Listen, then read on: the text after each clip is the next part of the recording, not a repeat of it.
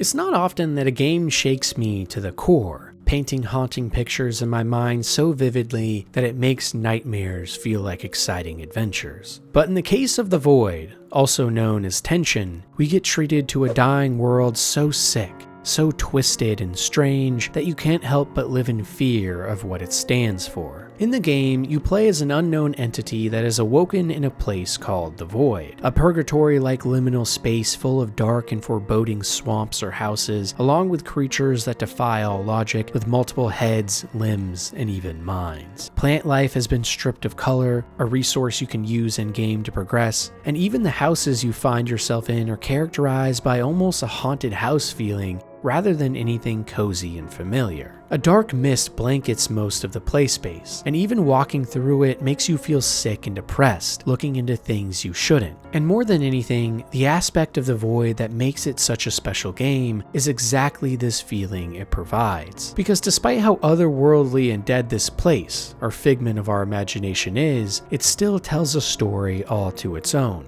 Like when you climb the massive branches of diseased trees trying to make your way to ethereal realms of existence, or stumbling upon an ancient tomb full of fire and walls that reach great heights. Each of these places tells the story of something grand happening there, of the Void being more than just our imagination, but rather a lesson. Why are there so many souls trapped here? What was it like before? Was there even a before? And also, who are we? Who are the brothers, the sisters? What is all of this trying to tell us? But once again, none of this would work as well as it does without the extremely atmospheric approach the game takes, of peeling back the layers to a ruined and irredeemable hellscape that is full of oppressive and dreamlike visions fraught with danger and shaped by the decisions we made as a player on our journey. The key aspect in any world that is dying is the disease that caused it to get there, whether that be a pathogen of our genome and the environment, or one that stems from the very neurons in our brains. Dying worlds like these are special because in a way, it's the best part of any world building out there. The decay that we find in the environment, and how it speaks to us on a fundamental level about the horrors we can find in our own societies and minds, and how we might tackle them lest we succumb to the same fates. And in the case of games with worlds and so much despair it makes us worry about our very own getting close, nothing quite compares to the absolute horrors of the forgotten and strange world of the Void or Tension.